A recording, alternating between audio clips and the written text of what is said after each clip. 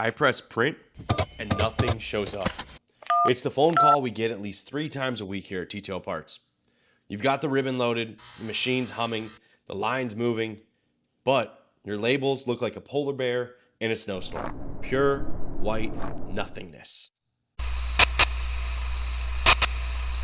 Don't panic. You haven't lost your mind, and your printer's not haunted. Hopefully not. We're gonna show you one diagnostic tool that can help save the day. What's up everyone? Kyle, TTO Parts here. Now before we play detective, let's go ahead and discuss how printing works. First, your print head gets hot. Then, the print head pushes that heat towards the ribbon and your platen pad, or your rubber backing. At this point, the ink melts onto your substrate or your label. Now, if there's no heat, there's no squish, there's no print. Simple as that. We've got to start this discussion with our usual villains. First, a bad print head. So if we have pixels burnt out, it means we have no heat, no print. Next, a bad connection. Now this could be at the PCB, or it could be a damaged or cut print head cable. It's kind of like trying to watch TV with your power cable half plugged into the outlet. Not gonna work. And then finally, the platen. If your pad or roller look like they've been through a blender, you're not gonna get even pressure, no squish, no code. But the latest culprit, and we've been seeing a lot of it, is a little bit unseen. It's the print head gap. Now think about it. You can have the hottest print head in the world, but if he's social distancing from your labels or your substrate, nothing's gonna happen. It could be a fraction of a millimeter that air solenoid, cylinder, or motor just can't bridge that gap. Now, this is an extreme example. We've got quite a bit of distance here. This will never print, but I think you get where I'm going here. In production, you don't have to be this far to have the problem we're discussing. Take a look at our last short that we just put out. That printhead had almost all the travel, just a fraction, maybe a millimeter at most. It couldn't reach. And guess what? We were gifted the ghost print. Now, let's switch over to our newer unit. We've got the 6530 set up and ready to go. Now this stand is supposed to be the ideal stand, putting us at a perfect 2 to 2.5 millimeter print head gap for the ideal print every single time. Added some washers here to lift us away from that 2.5 millimeter gap, just to show you exactly what we're talking about. So let's fire some test prints. We'll add our film underneath. Press print. Now I heard everything, it sounded like it was good, but I've got nothing on my film. So this is where our problems usually start and where the phone calls usually start. The first thing I actually have our customers do is pull the cassette out and hold that cassette up to the light. And what they're looking for is to see if they see the image they want to print on the ribbon. The idea is we're eliminating the usual villains like we talked about earlier.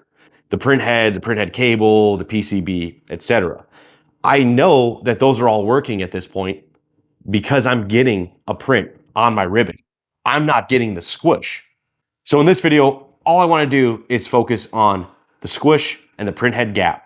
We're going to put our cassette back on and have it recalibrate. But while we do that,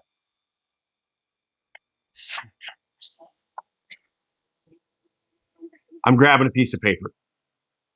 This paper is going to be our tool here. What are we going to do with it? Well, we're going to fold it up a couple times because we got to increase or decrease that gap. What we're going to do is stick this in between the rubber pad and our film. So this is going to go first, just like this. Try to do this together. And so here we're simulating a much closer printhead gap. Now this is something you can do on the line while you're moving, and I've had customers do this on the phone with me before, just so we can eliminate this issue. So turn it back online, fire another print. And there we go. So now we're starting to get a print, and that's great. We're circling our solution, right? We're finding and identifying the problem here.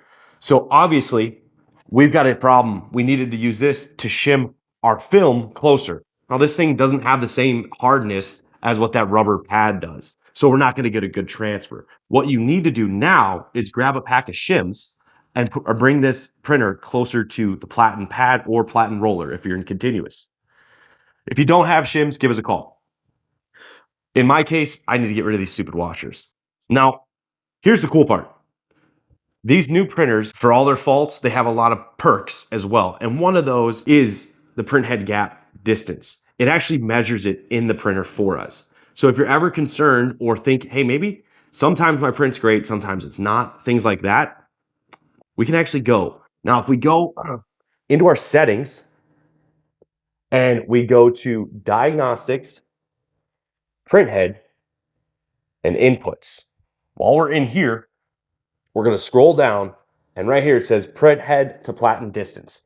Now it's got a 2mm distance, but if you're on the line and you're getting measurements above 3.5, you're going to get a ghost print. Or you might have a little bit of something, but it's not ideal. You need to bring it closer. Remember, 2 to 2.5mm. That's your target. A little bit of calibration goes a long way, but hey, if you're still getting a ghost print and you check the printhead gap and everything looks good, that's where we come in.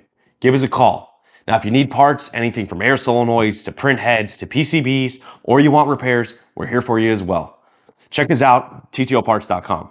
Smash that like button, subscribe, share. It helps with the algorithm.